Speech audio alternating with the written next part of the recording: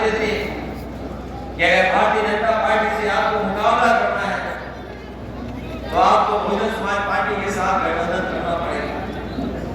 जब गठबंधन की बात शुरू हुई, सीटों का बंटवारा शुरू हुआ, तो मुझे याद है कि बहुजन समाज पार्टी के नेता ने सबसे पहले कहा कि ये बिजनौर और नगीना सीट हमें चाहिए।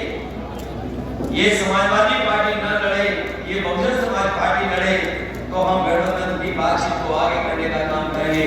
मुझे याद है क्योंकि गठबंधन को बनाने के लिए हमें 1 मिनट नहीं सोचना पड़ा।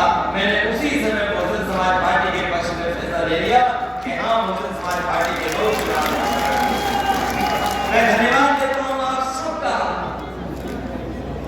मैं आभारी हूँ कि उस समय भी आपने गठबंधन को जलाने का काम किया।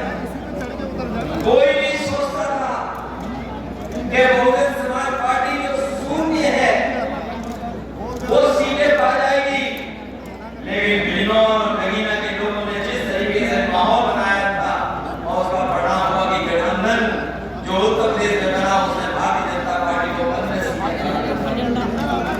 2019 में आप आंकड़े निकाल करके देख लीजिए, देश में अगर किसी ने भारतीय जनता पार्टी को सबसे ज्यादा सीटें हराने का काम किया तो वो केवल समाजवादी पार्टी और उस समय गठबंधन बना था उसने हराने का काम किया। अभी जब गठबंधन की तैयारी हुई, इंडिया गठबंधन की चर्चा शुरू हुई, तो बहुत सारे लोग दिल्ली में सोचते थे कि ये कैसे भी गठबंधन हो जाए।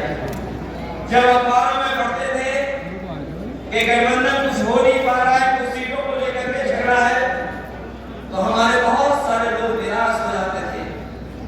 कहना चाहते थे लेकिन दिल में बात करते थे, दिल से बात नहीं बाहर निकालते थे।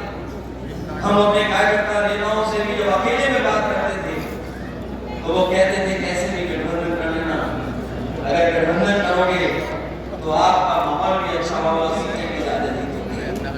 मुझे याद है कि हमने अपने कार्यकर्ताओं की बात मानी, नेताओं की बात मानी, और यहाँ जितने लोग बैठे हैं वो दिल सोचते थे कि समाजवादी पार्टी और कांग्रेस का गठबंधन हो जाएगा तो हम दोनों दल मिलकर के मुकाबला कर जाएंगे। और उसी का परिणाम है कि समाजवादी पार्टी ने अपनी हार का नहीं सोचा, सीट का नहीं सोचा। लोग जब सीटों का आकलन करने लगे तो उन्होंने कहा कि बताइए आपने कांग्रेस को कितनी सीटें दी?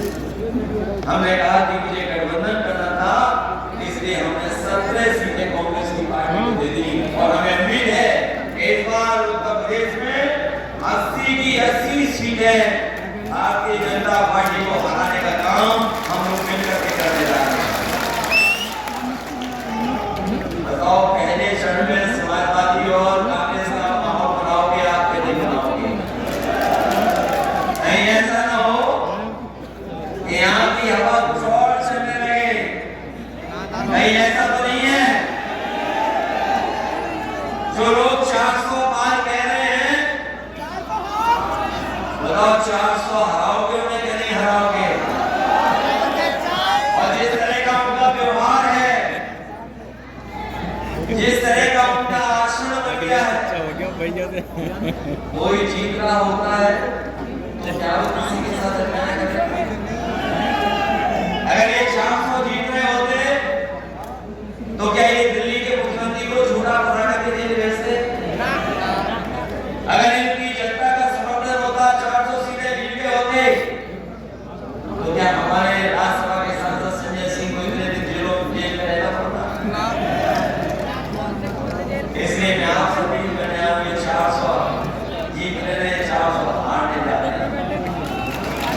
और जो लोग सपना देख रहे हैं संविधान बदलने का, जो लोग सपना देख रहे हैं संविधान बदलने का, मुझे पूरा भरोसा है न केवल आप इनको हराओगे बल्कि ऐसे 420 लोग जो संविधान को बदलना चाहते हैं उनको हरा करके आप एक संदेश देने का काम करेंगे।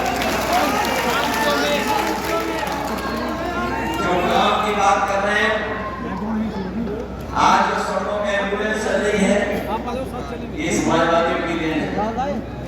पुलिस को जो 100 नंबर दिया बाद में 112 हो गया, ये समाजवादियों की देन है। आज आपने ये 24 घंटे बिजली इसलिए आ रही है क्योंकि समाजवादी लोगों ने उसमें काम करके दिखाया था सबस्टेशन बना के। अगर सबस्टेशन नहीं बने होते तो आपको 24 घंटे बिजली नहीं मिलती। मैंने मुजफ्फरनगर में भी कहा और मैं विमान में भी कहना चाहता हूँ, हमारे साथी जानते होंगे जितने सबस्टेशन समाजवादी ने बनाए उसी का परिणाम है कि आज गांवों और शहर में बिजली पहुंच रही है। न केवल सबस्टेशन बनाए बल्कि उत्तर प्रदेश में जो बिजली आज मिल रही है वो भी समाजवादियों की देन है। किसी और दल ने अभी तक एक यूनिट बिजली नहीं। ये लोग किसानों को सपना दिखा रहे हैं कि किसान हम इनके लिए आय तो पूरी कर देंगे। बताइए इतने दिनों में नहीं आय पूरी हो गई किसानों की आय तो पूरी हो गई हो तो बताएं आप। और जिस तरह के कानून ला रहे थे अगर वो कानून लागू हो गए होते तो हमारा किसान बर्बाद हो गया होता। ये वही भारतीय जनता पार्टी के लोग हैं जिनकी सरकार में काले कानून लाने के लिए किसानों को संघर्ष करना पड़ा और लगभग 1000 किसान अपनी जान दिए हैं, शहीद हुए हैं। तब जाकर के भारतीय जनता पार्टी ने वो तीनों काले कानून वापस ले लिए। यही लोग कह रहे हैं कि इन्होंने भंडारण की व्यवस्था कर दी है। मैं आप लोगों को बताना चाहता हूँ ये भंडारण सरकार की तरफ से नहीं हो रहा है, ये प्राइवेट लोग जो बड़े-बड़े उद्योगपति हैं वो भंडारण का इंतजाम कर रहे हैं। और अगर ये दोबारा सरकार में आ गए तो हो सकता है वो ऐसा कानून ले आए जिससे हमारे किसानों के लिए अधिकार छिन जाए, उनको एमएसपी नहीं मिले।